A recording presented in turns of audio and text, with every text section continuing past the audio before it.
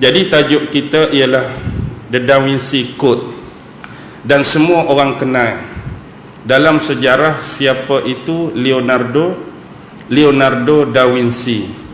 Leonardo da Vinci ini adalah salah seorang ahli karya seni yang berbangsa Itali yang cukup terkenal, yang mana selepas zaman beliau lahirlah tokoh-tokoh karya seni yang hampir sama kebolehan dan keistimewaan sama seperti beliau.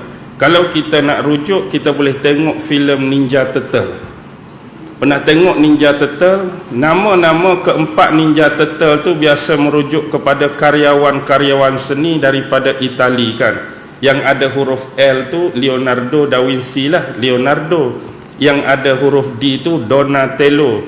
Yang ada huruf R tu Raphael. Yang ada huruf M tu Michelangelo. Semua tu nama-nama ahli-ahli ataupun karyawan seni yang diadaptasi melalui animasi ataupun kartun Ninja Turtle. Sekarang ni dah difilmkan kan, yang terbaru Ninja Turtle, boleh tengok kisah dia. Jadi berbalik kepada Da Vinci Code, sebenarnya kita perlu kembali kepada satu industri, iaitu industri media yang kita katakan perfilman ataupun hiburan, yang paling terkemuka dan paling unggul serta ulung di dunia tak lain tak bukan ialah bumi Hollywood. Kita semua kenal Hollywood. Begitulah juga dengan Bollywood. Bollywood pun kita terkenal. Satu lagi yang jarang disebut ialah Kollywood. Pernah dengar tak Kollywood? Kollywood ni merujuk kepada siapa? Kalau Hollywood, dia merujuk kepada Amerika. Kalau Bollywood, dia merujuk kepada industri perfilman Hindustan di India. Kalau Kollywood pun sama, cuma dia lebih mendominasi ke arah filem Tamil. Macam Rajinikanth tu dia bukan Bollywood, Rajinikanth tu dia Kollywood. Tetapi yang pasti kalau saya sebut plywood, semua orang kenal plywood lah dah. Itu saja semua orang kenal. Baik, apa maksud Hollywood? Hollywood ni sebenarnya ialah kayu suci. Sebenarnya kayu suci Hollywood ni dahulu dimiliki oleh salah seorang ahli penyihir terkenal. Jadi dengan kayu tersebut, dia dapat menggunakan sihirnya dan memanipulasikan fikiran-fikiran minda-minda manusia agar mengikut setiap kata-kata dan arahan dia. Jadi hari ini adaptasi daripada kiasan kayu sihir tersebut digambarkan dalam bentuk industri media, sama ada hiburan ataupun nyanyian yang akan digunakan untuk diserap ke dalam fikiran-fikiran, untuk diserap ke dalam minda-minda anak muda di seluruh dunia, lebih-lebih lagi minda anak-anak muda Islam, agar dibuai, agar mereka ini sentiasa terangsang ke arah perkara-perkara yang Islam sifatkan hari ini sebagai lara, sebagai benda-benda yang lalai, benda-benda yang menjauhkan kita daripada mengingati Allah, benda-benda yang menjauhkan kita daripada mengingati syariat, lebih jauh lagi menjauhkan kita daripada mendekati agama kita sendiri, iaitu Islam. Bila sebut Hollywood tadi, maksudnya di dalamnya ada industri perfilman dan di dalamnya ada juga industri nyanyian. Yang inilah antara elemen-elemen yang cuba dibangkitkan oleh Hollywood sekarang menuju ke arah peristiwa akhir zaman. Kalau kita lihat filem-filem yang dihasilkan, nyanyian-nyanyian ataupun lagu yang dihasilkan, banyak mengandungi unsur-unsur yang diselitkan mesej-mesej tertentu, terutamanya tentang ketibaan Dajjal itu sendiri. Saya ambil beberapa contoh yang paling mudah. Kita tentu pernah lihat sebuah filem sequel yang cukup hebat, yang dianggap sebagai antara the box office untuk era dan abad ini, iaitu Lord of the Ring. Semua orang pernah tengok sequel pertama, sequel kedua, sequel ketiga. Yang jelas kalau kita nak kaji dari sudut sejarah filem, tak ada pun filem ni mengarah kepada sejarah tertentu, sama ada sejarah sesebuah kerajaan, tidak, sejarah sesebuah negara pun tidak, sejarah sesebuah agama pun tidak. Sebab bila kita menyebut dan menyentuh tentang sejarah, dia adalah benda lampau yang sudah pun berlaku dan berlalu. Tetapi corak, fragmen yang digambarkan dalam filem Lord of the Ring adalah sesuatu yang bukan telah dan yang kita kata dah berlalu, tetapi yang akan datang. Gambaran-gambaran tersebut semua dapat kita sikapi dengan baik melalui akal dan mata hati kalau kita jernihkan jiwa dan perasaan kita meneliti setiap plot-plot cerita yang ada. Dia lebih memang banyak menjurus kepada peristiwa yang akan berlaku di penghujung akhir zaman. Kalau kita tengok gambaran dalam filem tersebut, seumpamanya markas yang dimiliki oleh Sauron yang kita namakan sebagai Mordor. Mordor ni lebih merujuk kepada apa? Pulau yang diduduki dan didiami oleh Dajjal itu sendiri. Dan di pulau ataupun kediaman Mordor ni ada satu menara. Menara ni mirip macam Burj di Dubai kan. Tapi ada satu mata. Yang ni dinamakan Sauron. Sauron itulah yang mengawal setiap aktiviti yang berlaku, sama ada dalam kumpulan dia sendiri, dan dia menerobos masuk cuba memanipulasi setiap pemikiran, setiap pegangan, setiap akidah, setiap kepercayaan, setiap keyakinan yang di luar daripada kota Mordor juga. Jadi inilah yang kita nampak tentang gambaran Dajjal. Dalam tu juga ada yang disebut sebagai Isengard. Isengard ni sebenarnya merujuk kepada tembok Zulkarnain yang dia bina tu, tembok yang nak halang Ya'juj dan Ma'juj. Dalam Isengard tu ada tentera-tentera Witch King. Kalau kita tengok cari dalam filem tu, tentera Witch King itulah gambaran Ya'juj dan Ma'juj. Begitu juga ada seorang tua yang berpakaian serba putih, ada pedang, yang naik kuda tu nama Gandalf kan.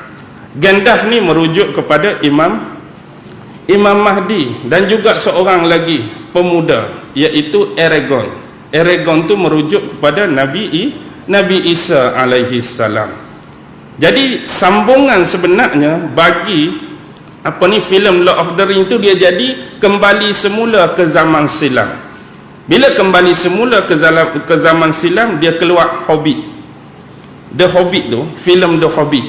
Jadi dalam filem The Hobbit tu, dia ada watak Hobbit dengan watak Frodo yang jadi pembawa cincin itulah Lord of the Ring tu. Tetapi kita perlu ingat benda yang diselitkan di sini. Inilah saya nak gambarkan hubungan yang kuat antara Samirah dengan Hollywood. Apa itu Samirah? Samirah merujuk kepada tempat tinggal ataupun tempat asal Musa bin Zafar. Siapa Musa bin Zafar? Sezaman dengan Nabi Musa Musa bin Imran. Ada satu lagi Musa nama Musa bin Zafar. Yang inilah dikenal sebagai Samiri tu. Samiri yang buat patung tu, nama dia Musa bin Zafar. Kalau kita buka kitab tafsir, iaitu tafsir Ibnu Katsir, dia ada cerita tentang satu susuk tubuh personality yang nama Samiri itu, nama betul dia ialah Musa bin Zafar. Jadi dia dikenali sebagai Samiri, penisbahan atas nama tempat lahir dan asal dia negeri Samirah.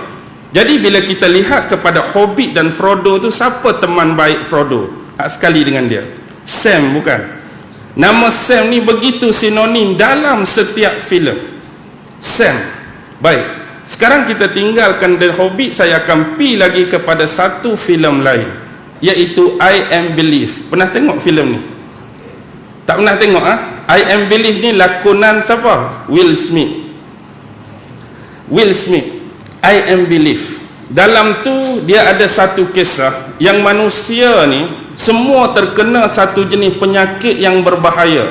Satu penyakit yang kronik yang boleh membawa hilangnya nyawa, boleh membawa kematian. Tetapi nak cakap watak Will Smith ni dalam filem tu ialah Neville ni dia macam imun dengan penyakit. Marilah penyakit apa pun dia tak terkesan. Jadi dia imun, dialah satu-satunya dianggap sebagai penyelamat. Yang dia inilah bekerja keras dalam filem tersebut, cari sumber-sumber perubatan, cari sumber-sumber ubat yang boleh tolong rawat orang-orang yang terkena penyakit kronik zaman tu. Tapi bila kita fikir, tengok gaya penyakit yang dipaparkan tu lebih mirip kepada H1N1. Waktu tu pula filem tu keluar, memang penyakit H1N1 tengah mula tersebar. Jadi macam ada link dan sesuatu yang mereka sorok, hidden dan sembunyikan daripada kita. Jadi konteks paksi I am believe ni ialah anjing, teman setia kepada Neville, ataupun nama asal pelakon tu Will Smith ialah Sam. Anjing tu pun nama Sam. Sam masih lagi lekat dan sinonim. Begitu juga kalau kita tengok filem Transformer. Filem Transformer, hak lelaki tu, hak seolah menyelamat pun Sam juga. Tu Sam juga. Jadi banyak benda-benda yang melibatkan dengan nama Sam. Bahkan negara Amerika sendiri pun sinonim dengan negara Uncle Sam, yang pakai topi panjang tu kan, yang pakai apa ni dia panggil bow tu, itulah Uncle Sam. Jadi ramai tak tahu Uncle Sam tu merujuk kepada siapa. Ingat Uncle Sam saja-saja, tapi Uncle Sam tu merujuk kepada Samiri zaman Nabi Musa lagi. Itulah Uncle Sam. Tapi Uncle Sam ni berbeza dengan Dr. Sam kita, hak saya anak Malaysia dulu kan. Hak tahun 80-an kita ada menyanyi, saya anak Malaysia, tu Dr. Sam lain, tak ada kena-mengena. Okey. Sekarang tu salah satu ataupun beberapa contoh tentang perkaitan filem-filem yang ada mesej-mesej tertentu. Contoh filem-filem lain saya ceritakan seperti filem King Kong. Kalau kita tengok filem King Kong, agak-agak mesej apa yang Dajjal nak bagi? Cerita binatang besar, tak ada kena-mengena. Tapi kalau kita tengok betul-betul perjelas dan halusi, kita tengok peta antara kru-kru ahli penggambaran, hak bawa kamera, hak bawa peta, hak bawa alat-alat rakaman, nak pi tangkap apa? Nak pi tangkap, nak tengok gambar, nak buat liputan besar-besaran secara live, secara langsung King Kong. Tetapi gambaran perjalanan, peta nak pi ke pulau King Kong tu, ada mesej di situ kalau kita perhati. Seolah-olah macam Dajjal nak tunjuk pulau dia yang selama ni terselindung, selama ni tersembunyi. Walaupun bukan pada mesej, pada King Kong tersebut. Atau mungkin King Kong tu dia nak gambar dia lah, paling hebat sekali, tak ada orang boleh lawan. Mana tahu, wallahu alam. Begitu juga dengan filem antara yang dikatakan terbaru, The Egyptian God. Egyptian God, ni tanya Mak lah, sebab dia yang bagi clue ni kat saya. Egyptian God tu pasal Tuhan Horus, Tuhan Isis, Tuhan Osiris, legenda-legenda purba Mesir dulu. Walaupun dia legenda, dia tetap ada hubungan dengan kekeluargaan sekarang. Nanti saya akan sebut siapakah lagi Sakibaki keturunan Fir'aun, siapakah lagi Sakibaki keturunan Namrus, dan pembesar-pembesar golongan elit daripada kedua-dua istana tersebut yang sedang mendominasi dan memerintah dunia kita sekarang. Kalau kita tengok lagi contoh filem lain, The Fifth Wave. Pernah tengok filem The Fifth Wave? The Fifth Wave ni ialah, wave ni kita kata apa? Macam wave radio kita ni lah. Gelombang tu, 5 gelombang. Sebenarnya dia nak cerita pasal teknologi HAARP. HAARP tu, HAARP, High Frequency Active Aurora Research Program, yang sekarang ni pusat dia berada di Gekona, Alaska. Ada juga di Jikamarka, Peru. Ada juga di Norway. Ada juga di Sweden. Yang dikatakan dengan alat HAARP ni mereka mampu buat hujan sendiri. Dengan alat HAARP ni mereka boleh buat puting beliung. Dengan HAARP mereka boleh buat ribut taufan. Dengan HAARP mereka boleh buat tsunami. Bahkan dikatakan desas-desus setiap peristiwa, kita katakan bencana alam yang berlaku dalam dunia kita antara dekad-dekad awal ni lebih banyak merujuk kepada alat yang dikatakan sebagai HAARP. Jadi itulah 5 jenis gelombang yang digunakan untuk bencana-bencana alam tersebut. Jadi jangan kita fikir benda ni main-main. Sebab kita asyik duk main ya ke, betul ke tidak, orang lain dah lama dah naik ke bulan. Kita ya tidak, mari dah angin taufan. Kita ya tidak, tsunami faham kita dah. Jadi itulah takat kita duk main ya tidak, duk main fikir betul atau salah.